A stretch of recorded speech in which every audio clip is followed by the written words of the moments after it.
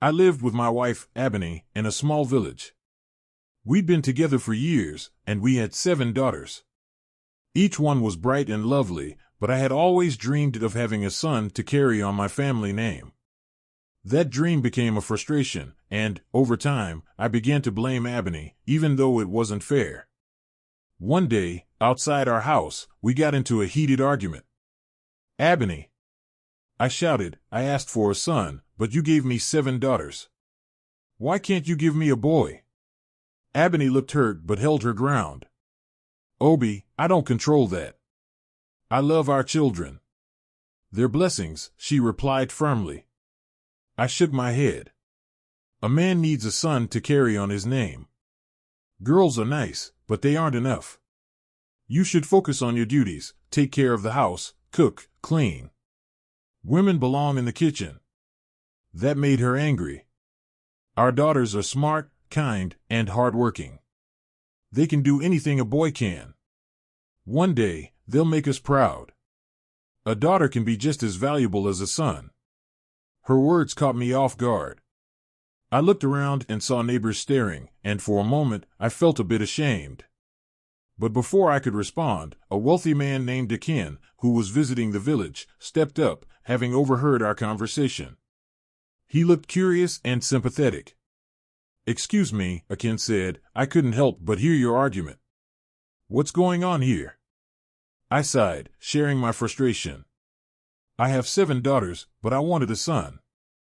I feel like they can't do what a son could. I'm disappointed." Akin shook his head with a gentle smile. "Children are blessings, Obi, whether boys or girls. I never had children or a wife myself, and I know the loneliness of not having a family." His words surprised both me and Ebony. Then Akin offered an idea. "If you're open to it, I'd be honored to take 2 of your daughters to the city. They can go to school, learn new things, and help me around my home." I felt a spark of excitement. "Yes, Akin, I agree, it would be good for them." Ebony seemed unsure but also hopeful. Akin smiled and promised, "I'll return in 2 days to take them with me." He waved goodbye, leaving us to think about the change coming our way. When he left, Ebony turned to me, her face flushed with anger. "Obi, how could you even consider giving our daughters to a stranger? How can you think of doing this just for money? It's not safe." I frowned. "Quiet, woman. Your daughters are as useless as you. I'm tired of taking care of them all." Ebony looked hurt but didn't back down. "They're our children, Obi. They deserve love and a future. They aren't useless, they have dreams." I waved my hand dismissively. "They're girls, they belong in the kitchen. They need to learn to cook and clean, that's all they need." Ebony shook her head. "That's not true, Obi. They can do anything they want. Just because they're girls doesn't mean they're less important." Our argument hung in the air. I wanted a son, and that need clouded everything else. Ebony, though, refused to give up on our daughters. 2 days later, Akin returned to take the girls to the city. As he arrived, I pulled him aside and said quietly, "Akin, my twin daughters are only 15, but if you're interested, you could marry one of them." His eyes lit up at the suggestion, and he nodded eagerly. "That sounds perfect. I'd be interested in marrying one of them," he replied. I felt a rush of control and excitement. "But there's a price. You'll have to pay me a good amount for this." Akin didn't hesitate. He pulled out a large sum of money and handed it over. With the cash in my pocket, I felt powerful, convinced that I'd solved my problems. But I warned him, "Don't tell Ebony I took money for this. She'll be furious, and I want to keep it between us." Akin agreed, and we made our deal. Once we arrived in the city, Akin gathered my daughters, Alaba and Adola, into a small room.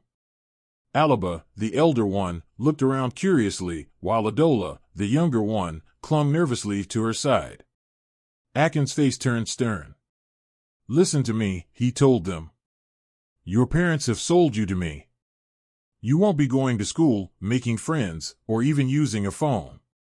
Your job here is to cook, clean, and obey me. Alaba and Adola looked at each other in shock. Sold us? Alaba whispered, horrified. We thought we came here for a better life. Akin shook his head, unbothered by their reaction. This is your life now. You'll follow my rules, no school, no friends, no fun. Only work. Tears filled their eyes as they realized their dreams of a brighter future had been crushed. They had hoped to go to school, make friends, and explore the city, but now they felt trapped. Akin then called the security guard and gave strict instructions. Don't let Alaba or Adola leave this house. Keep the gates locked, and don't let them talk to anyone outside. Yes, sir, the security guard replied, understanding the seriousness in Akin's voice. Soon after, Akin started buying expensive gifts for Alaba, jewelry, clothes, perfumes, but Alaba wanted nothing to do with him or his gifts. When she refused them, Akin's frustration boiled over. Alaba, he said, narrowing his eyes, you're my wife now. You should be grateful for these gifts. Alaba glared back, defiant. Your wife? I never agreed to be your wife, and I never will. You're old enough to be my father. I don't want anything from you. Her words hit him hard, and his face turned red with anger. How dare you speak to me that way, you ungrateful girl? You're just the daughter of a poor, greedy man who sold you. You should feel lucky I even look at you. But Alaba didn't back down. Her heart filled with defiance, and she promised herself she'd never let him control her spirit, no matter how trapped she felt. She went to her room and sat on her bed, tears streaming down her face, feeling utterly alone. Just then, Adola walked in and sat beside her, concerned. Alaba, what's wrong? She asked gently. Alaba wiped her tears, trying to hold on to the little hope she had left. Just then, Adola walked in and saw me crying. Alaba, what's wrong? She asked, sitting down beside me. I wiped my tears, trying to steady my voice. It's Akin, I said. He told me I'm his wife and tried to give me fancy gifts. Adola, I don't want any of it. I don't want him. Adola looked at me, surprised. But it's just a gift. Why didn't you take it? I would have. I stared at her, shocked. Are you serious, Adola? You think I should just take his gifts and let him call me his wife? She nodded. Yes. This is the life I've always dreamed of, fancy things, a big house, and someone to take care of us. Why not accept it? I couldn't believe what I was hearing. Well, if that's what you want, you can have him. I don't care. I just want him to leave me alone. Adola's eyes lit up. Are you serious, Alaba? You don't want him at all? I shook my head firmly. No, Adola. I don't want him, his gifts, his house, or anything he tries to give me. I just want him to stay away. Adola sat quietly, processing my words. I turned away, feeling trapped but determined. I knew what I wanted, and no gifts or promises would change my mind. Back in the village, my mother, Ebony, learned the truth about what my father had done. She had believed Akin would give us a better future. But then she overheard villagers gossiping about how Obi had taken money from Akin for one of his daughters to be a wife. Ebony's heart raced with anger and sadness. She rushed home, confronting Obi. How could you do this? She shouted, her voice filled with emotion. You sold our daughters to Akin. I thought they were going for a better life, to learn and help around the house. How could you lie to me like this? Obi crossed his arms and glared. Shut up, woman. I am the man of this house. What I say stands. Tears filled Ebony's eyes. But Obi, they are just children. How could you let this happen? They are our daughters, and they deserve better. He shrugged. They're girls. I don't have to explain myself to you. I got money for them, and that's what matters. You should be grateful. Ebony was stunned. Grateful? For what? Selling our daughters? Do you even care about their happiness? Obi's face hardened. I care about providing for this family. Money is what matters. If they want to come back, they can, but they're with Akin now. Ebony's heart broke as she thought of Alaba and Adola. She wanted to protect us from this terrible fate. You don't understand what you've done, Obi. You've put them in danger. What if they need our help? We should bring them back. But Obi's face remained cold. It's too late for that. They're gone, and there's nothing we can do. Just accept it. Desperate, Ebony decided to call Akin herself. She couldn't sit back, knowing her daughters were in danger. With a trembling hand, she picked up the phone and dialed. When Akin answered, she begged, "Please, Akin, bring Alaba and Adola back. They are my daughters, and I'm asking you to return them home." Akin's tone was mocking. "Oh, look who's calling, the poor woman begging for her daughters. You really think I'll just hand them over?" Ebony felt a chill run down her spine. "They are just children, Akin. You can't keep them. They deserve to be with their family." Akin laughed coldly. "Listen, Ebony, if you ever call me again, I'll make sure you're locked up for good. You'll never see them again, they are mine now. You have no power here." Tears streamed down Ebony's face. "Please, Akin, you don't understand how much they mean to me. You can't treat them like this." He cut her off sharply. "I don't want to hear your sob story. Your husband sold them to me. You're just a poor woman with no say in this." Then he hung up, leaving Ebony feeling hopeless and terrified. She knew she had to find a way to get us back, but it seemed impossible. As for Akin, since I continued to refuse his advances, he turned his attention to Adola. Being younger and more impressionable, Adola became excited when Akin started spoiling her with expensive gifts. He bought her beautiful dresses, sparkling jewelry, and fancy meals. Adola felt like a princess. "Look at all these amazing things," she exclaimed to me one day, showing off her new clothes. "Akin is so generous." I felt a mixture of anger and worry. I couldn't believe she was accepting gifts from the man who trapped us in the city. "Adola, you shouldn't be with him. He's not good for you. He's much older and only wants to use you." But Adola laughed and brushed me off. "Why do you care, Alaba? He treats me like a queen. I don't understand why you rejected him. He takes me to fancy hotels and restaurants. This is the life I always wanted." I shook my head in disbelief. "This isn't a life, Adola. It's dangerous. You think he cares about you, but he just wants to control you. He won't let you go to school or have real friends. You'll be trapped." Adola crossed her arms defiantly. "You're just jealous because you won't accept his gifts. You could have all this too if you'd open your heart to him. You're making a big mistake." I felt a deep sadness for her. I wanted her to understand that life wasn't just about fancy clothes and expensive meals. It was about freedom, happiness, and being with people who genuinely cared. I don't want any of that if it means being with someone like Akin. I want us to be free and happy." Adola rolled her eyes. "You're missing out, sis. I'm going to live my best life, and I don't care what you think." As the days passed, Akin continued to shower her with gifts, taking her to fancy dinners and buying her anything she wanted. Adola was thrilled, feeling like she was living the dream she'd always wished for. Soon, with Akin's money, she began sending gifts to our parents, clothes, jewelry, and even some money. Every time a package arrived, Ebony's eyes sparkled with joy. "Look at these lovely clothes," she exclaimed one day, holding up a bright dress. "Adola is so thoughtful. And this jewelry, it's beautiful."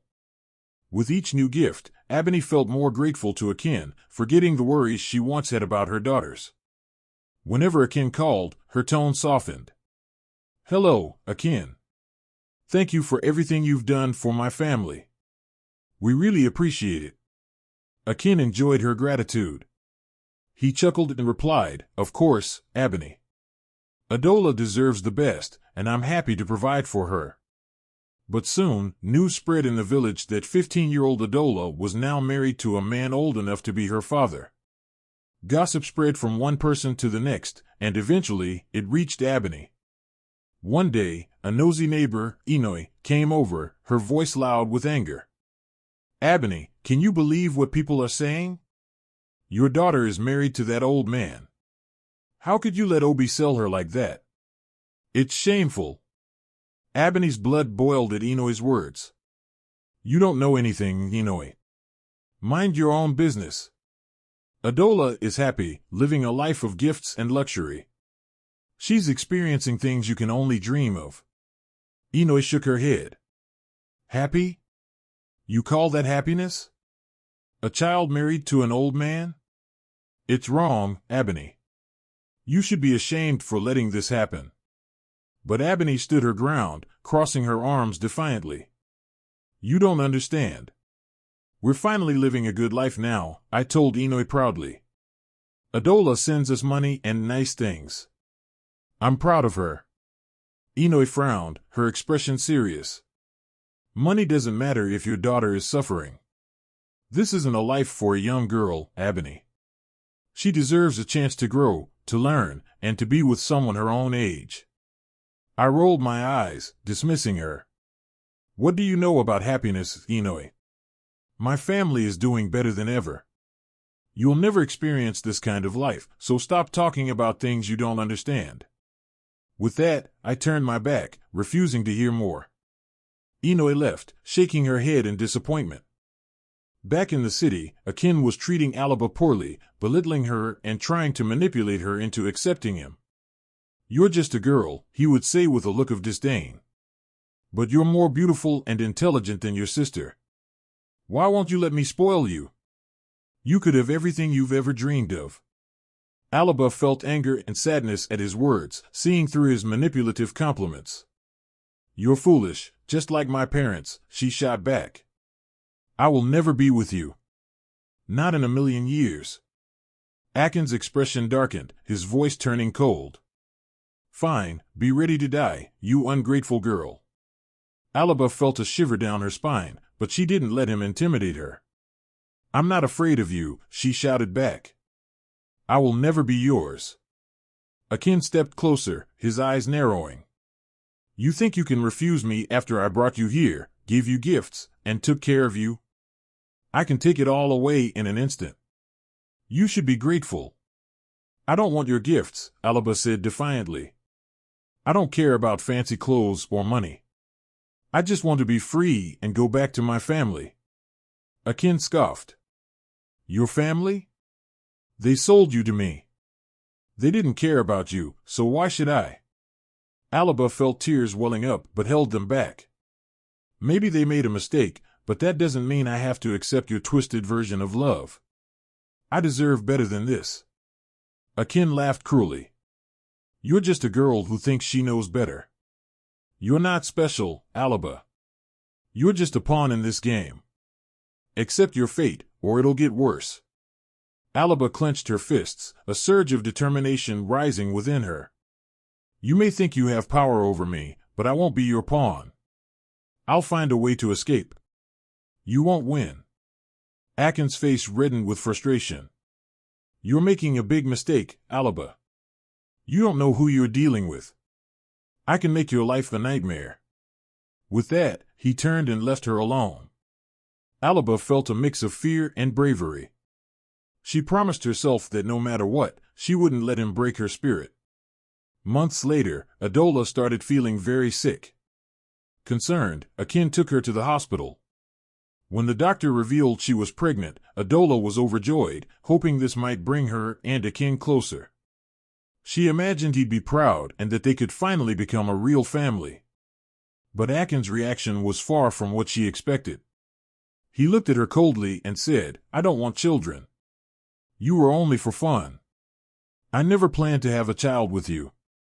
Adola's heart sank, her hopes shattered. Determined to keep things the way they were, Akin paid the doctor a large sum to end the pregnancy. He didn't care about Adola's wishes or dreams, he only cared about himself. Sadly, Adola's health declined after the procedure, and 2 days later, her body couldn't recover. She passed away in the hospital. When Alaba heard the news, she was devastated. Her sister, her only friend in the city, was gone. She cried bitterly, her heart broken by the loss. Akin barely looked at her grieving face. Instead, he coldly picked up the phone to call Obi. "Obi, I have sad news," he said calmly. "Adola fell very ill and she didn't make it." Obi's voice was filled with shock. "What? How could this happen? Why didn't you call us sooner?" Akin replied coolly, "I didn't want to disturb you. It all happened very fast." Without any further explanation, he arranged for Adola's body to be taken back to the village for burial. He didn't allow Alaba to attend her sister's funeral, afraid she might try to escape if she returned to the village. Left alone, Alaba's sadness turned to deep hatred for Akin. She couldn't believe how cold and selfish he was, a man who had taken everything from her and her sister. She called him a murderer and spat out, "You're a fool if you think I'd ever love you. You're a weak, old man, and I despise you." Akin tried to keep her quiet, offering gifts, but nothing changed her feelings. One morning, Inoi, our nosy neighbor, stormed into my house, her voice loud and full of anger. "Ebony, don't you see how foolish you are?" she shouted. "How could you let Akin, a heartless man, bring your daughter's body back without asking a single question? Are you not even curious about what happened to her? No doctor's report, no autopsy, nothing?" I felt embarrassed, not knowing what to say. I looked away, avoiding her glare. Inoi continued, "And your greedy husband, Obi, is the most foolish of all. How could he trust that man with your daughters and now just accept Adola's death like it's nothing? Have you both lost your senses?" I tried to respond to Inoi, "Please." Akin said she got sick. It happened so fast. Inoi interrupted, furious. "Sick, and you just believed him? Do you even care what happened to Adola? Or are you too blinded by the little gifts Akin sends you?" My face turned pale, a seed of doubt growing in my heart. When Obi came home that evening, I nervously shared what Inoi had told me. "Obi," I began, "Inoi thinks we should question Akin about Adola's death. It doesn't make sense that he just brought her body back without an explanation. Shouldn't we try to find out more?" Obi waved his hand dismissively. "Ebony, stop listening to that noisy woman. Inoi just loves to gossip. I trusted Akin with our daughter. He's a noble man, responsible and wealthy. Why would he harm Adola? He wouldn't do that." "But Obi," I said, my voice trembling, "what if Inoi is right? What if something happened to Adola that we don't know about?" Obi's face hardened. "Enough, Ebony. Akin is a good man. He took care of Adola and even paid for her burial expenses. You should be grateful, not suspicious." I fell silent, my heart heavy. Deep down, I knew Inoi might have a point, but Obi was too stubborn to listen, too blinded by his trust in Akin to consider any other possibility. Annoyed by Inoi's interference, Obi decided to confront her husband. He found him outside their home and marched over, looking stern. "Listen," Obi said firmly, "you need to keep your wife away from my family. She's been spreading nonsense about my daughter's death, making my wife doubt my decisions. I don't appreciate her meddling." Inoi's husband looked surprised. "I'm sorry, Obi.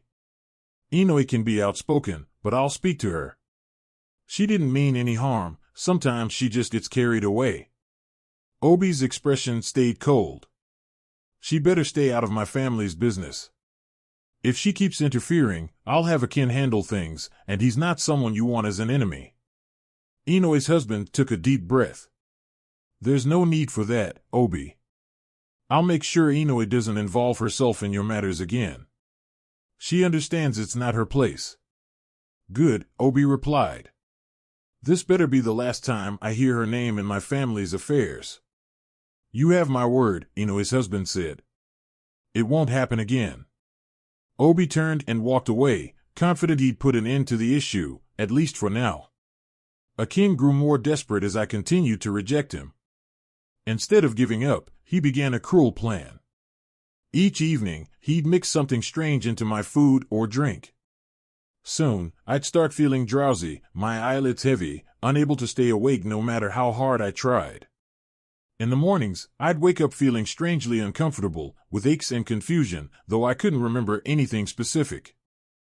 At first, I thought it was just the stress, the grief of losing Adola, being far from home, and dealing with Akin's cold, controlling behavior. But as the days passed, I noticed this drowsiness and exhaustion were happening too often. It frightened me. I'd go to bed feeling alert, only to wake up with missing memories and a growing sense of dread. One day, as I sat by the window, lost in thought, I tried to make sense of everything. Akin had promised Adola and me a better life in the city, but it had turned into a nightmare. Adola was gone, and I was left alone with a man who seemed more dangerous each day. My heart felt heavy with grief and anger. I missed my family and wondered if they even knew what I was going through. I thought of my father, Obi, and my mother, Ebony, hoping they hadn't forgotten me. But would they even believe me if I ever told them the truth? Soon, I began feeling very sick, tired all the time, dizzy, sometimes even feeling like I might faint. I tried telling Akin, hoping he'd take me to a doctor. Instead, he just looked at me strangely and handed me a pregnancy test. "Take this," he said coldly. My heart pounded. Pregnancy test? Why would I need that? I asked, feeling confused and scared. He didn't answer, just told me to take the test. I did, and as I waited for the result, my heart sank. When I saw the result, fear filled me. The test suggested I was pregnant. How can this be? I whispered, feeling weak and shattered. Akin stood there, watching my reaction without a hint of shame. "I'm the father," he said casually. "Every night, I put something in your drink to make you sleep. Then, I took what I wanted." It felt like my world was crumbling. Horror, betrayal, and sadness washed over me. "You're a monster," I cried. "How could you do this? You promised to take care of me and Adola." Akin's face remained cold. "I don't want a child, Alaba. You'll have to get rid of it." Tears filled my eyes, but I stood my ground. "No, I won't. This is my child. I won't let you take this away from me." Akin's voice turned icy. "You don't have a choice, Alaba. You live under my roof, and you follow my rules.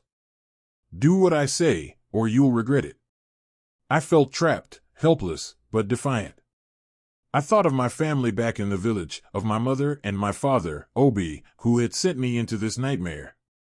Through clenched teeth, I whispered, "I curse you, Akin, and I curse my father for sending me here without thinking of my safety."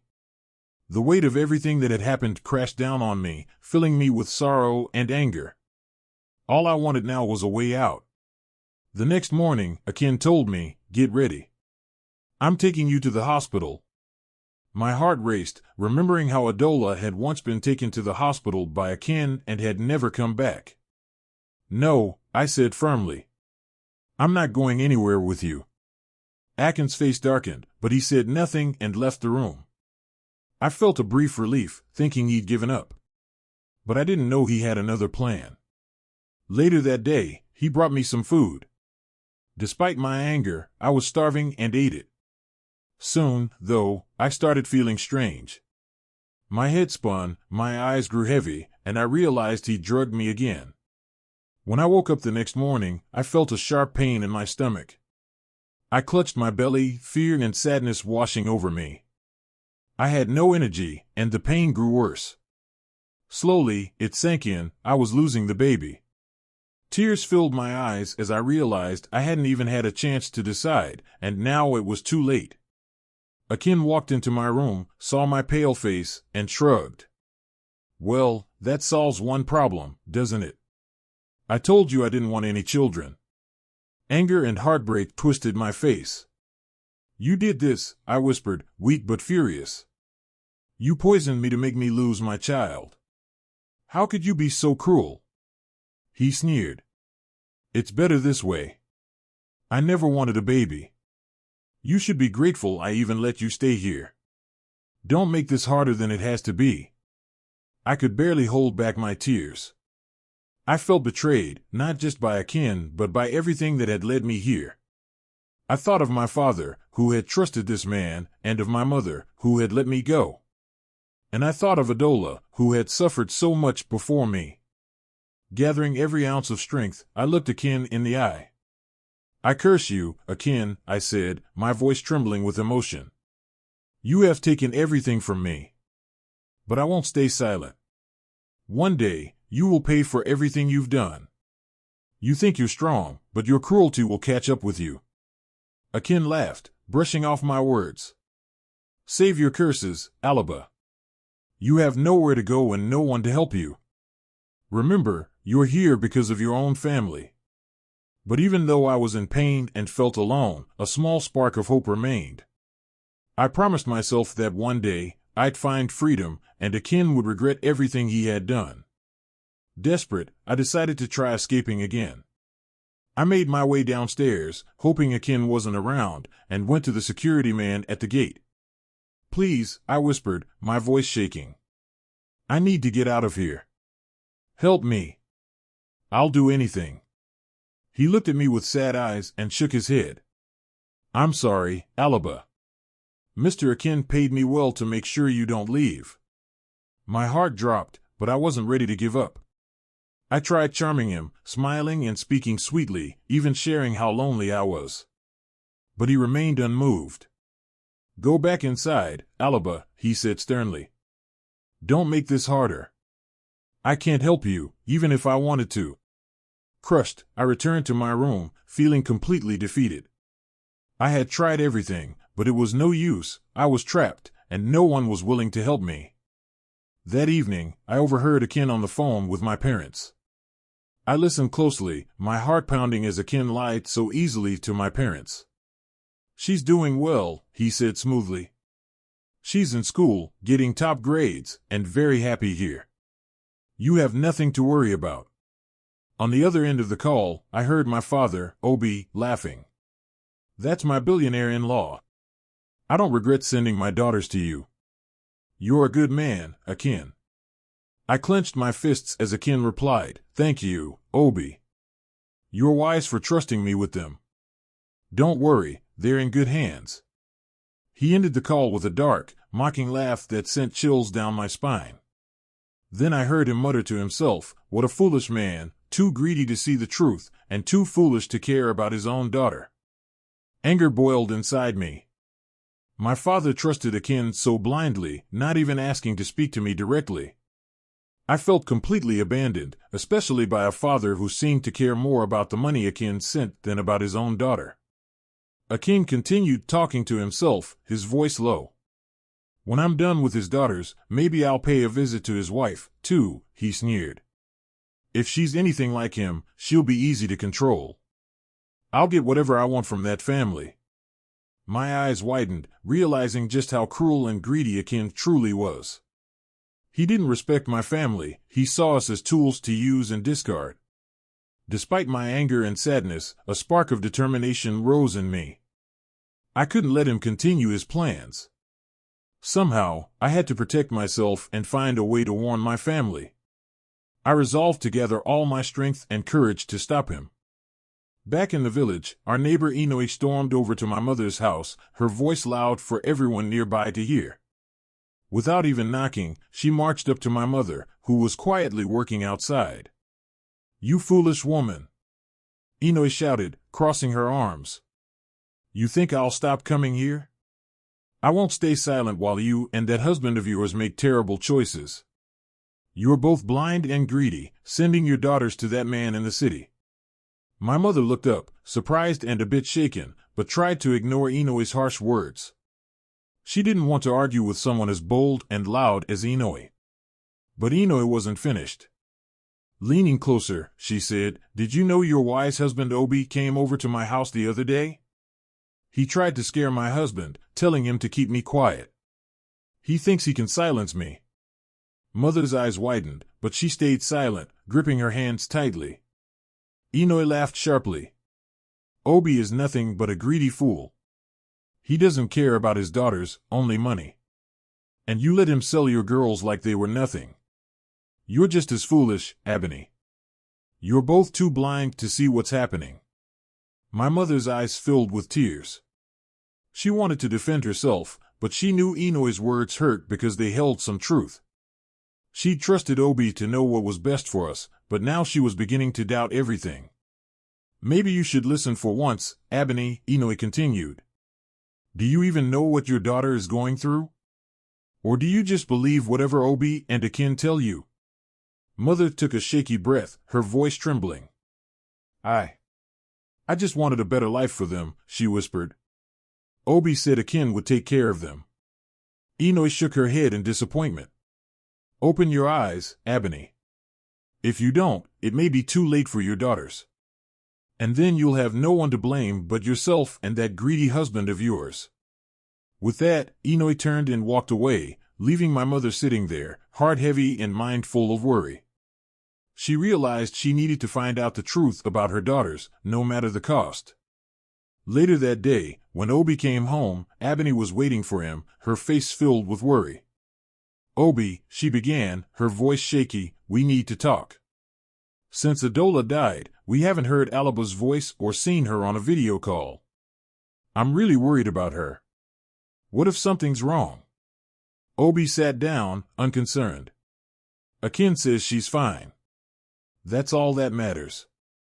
Ebony's frustration grew. What kind of father are you? She exclaimed. You don't care about your daughter. All you care about is the money Akin gives us. How can you just believe him? Obi's face reddened with anger. He stood up, pointing a finger at her.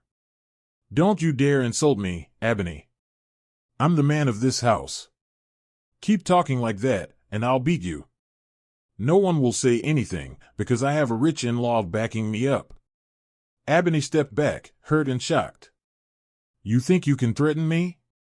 We haven't heard from Alaba in months, and you act like it doesn't matter. If Akin wanted to take all our daughters, you'd let him.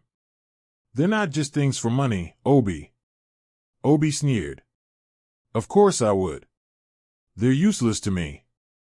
Girls belong in the kitchen, not out in the world. If Akin wants them, he can take them all. Ebony felt tears in her eyes. I regret ever marrying you, Obi. I should have chosen a good man, someone who cares about his family, not a greedy man like you. Obi's anger flared. If you regret it so much, why don't you leave? No one would miss you. He clenched his fists, shouting. Ebony turned away, feeling both hurt and determined. I won't stop until I find out the truth about Alaba. I'll protect her, even if I have to do it alone. Meanwhile, I sat in my small room, feeling trapped and scared. I missed Adola so much and couldn't stop thinking about how she'd been taken from me. Akin's presence around the house made me feel even more uneasy. I knew I needed a plan to escape. One day, as I sat by the window, a thought came to me. I remembered how Akin used to take Adola out to different places. He even let her go out alone because they were dating. Maybe, I thought, if I pretend to get close to him, I can trick him into letting me go out too. I waited for the right moment, knowing Akin would be in a good mood after receiving a package from the village. I decided that my only way out was to gain his trust. So, I started spending more time with him, acting sweet and pretending to enjoy his company. It felt strange, but I reminded myself it was part of my plan. Over the weeks, I continued pretending to enjoy Akin's attention, and he started taking me to nice places, buying me gifts, and treating me like a princess. I hoped he'd eventually trust me enough to let me go out alone. But despite my efforts, Akin kept finding excuses to keep me home. You're too young to be out there alone, he'd say, brushing me off. I felt trapped again, and my hope began to fade. I realized Akin was smart and probably suspected my plan. One evening, as we sat together, I tried one last time. Akin, I said softly, can I go out tomorrow, just for a little while? I want to see the city and maybe do some shopping. Akin looked at me with an unreadable expression. You know I don't want you wandering around alone. There are dangerous people out there. What if something happens to you? My heart sank, but I pleaded, I've been good, Akin. I've done everything you wanted. Please, just a little fresh air.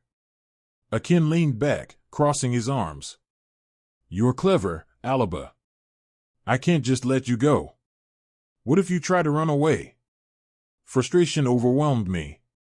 I wouldn't run. I just want to see the world outside this house. But Akin shook his head. I'm not taking that risk, he said coldly. You might think I'm just being protective, but I know you're clever. And with that, he dismissed my request. I was back to feeling trapped, with no escape in sight. Akin smirked at me, his voice cold. You'd find a way to escape if I let you out, he sneered. Days turned into weeks, and I kept trying to persuade him, but he remained stubborn. He'd tell me he cared for me, but I knew he kept me close out of fear. I felt like a bird in a cage, my wings clipped, unable to fly free. One evening, as I sat on my bed, I mustered the courage to confront him. My voice shook with fear, but I managed to ask, why are you treating me this way? Akin looked at me with cold, piercing eyes. You really want to know, he sneered. I was supposed to marry your mother a long time ago. I went abroad for a better future, and when I came back, she had married your father. Ever since, I've hated women, especially her. I was stunned. So, my mother knew about you all this time? Yes, he replied, his voice dripping with bitterness. And now, I won't let you leave this house alive. After I'm done with you, I'll deal with your sisters and your mother. I can't stand women who can't wait for their men. Fear gripped me, and chills ran down my spine. I felt completely trapped in a nightmare. That night, while Akin relaxed in the living room, I knew I had to act. Quietly, I sneaked into his room and found his gun. It felt heavy in my hands, but I knew this might be my only chance for freedom. Heart-pounding, I tucked it away and returned to my room, trying to steady myself. When Akin entered my room later, he thought he could control me like before. But this time, I was ready. Stay back. I shouted, my voice trembling but resolute, as I pointed the gun at him. Akin's eyes widened in shock. You think you can scare me with that, he scoffed, but there was a hint of nervousness in his voice. Without hesitating, I pulled the trigger twice. The loud gunshots echoed through the house as Akin fell to the floor, lifeless. The security guard, hearing the commotion, rushed in and called the police. I stood there, shaking, but a wave of relief washed over me. Akin was gone, and I was finally free from his control. When the police arrived, they took me in for questioning. I was terrified, but determined to tell my story. In court, my lawyer worked tirelessly to prove I'd acted in self-defense. The doctor who had treated my sister Adola testified about Akin's abuse, and other parents came forward with their own stories of fear. Now that Akin was dead, they could finally speak without fear of retaliation. After listening carefully, the judge ruled in my favor, declaring that I had acted out of self-defense. I was set free and awarded money from Akin's estate to help me start anew. It felt surreal, as if I'd been given a second chance at life. With the money, I decided to go back to school to honor Adola and create a better future for myself. I studied hard, determined to succeed. Years later, standing on stage at my graduation, tears filled my eyes as I thought of Adola and everything we had been through. In my new apartment, I looked out at the busy streets below, finally feeling a sense of peace. Yet, memories of the past still weighed heavily on my heart, especially when my parents tried to reach out. After my graduation, they called, begging for forgiveness, leaving messages filled with regret. Alaba, we're so sorry for everything, my mother's voice trembled in one message. We didn't understand what you went through. Please come home. We need you. Each time I listened, my heart ached. They had sold me and Adola to a man who had caused us so much pain. How could I just forget that betrayal?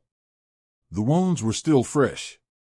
Alaba, please, my father pleaded in another message. We made a mistake. We want to make it right. Please come back. I sighed, emotion swirling inside. I remembered the nights spent in fear, the way Akin had treated me, and the loss of Adola. Forgiving them felt impossible. I picked up my phone and typed a response, but I hesitated before sending it. Maybe one day, I thought. But today was not that day.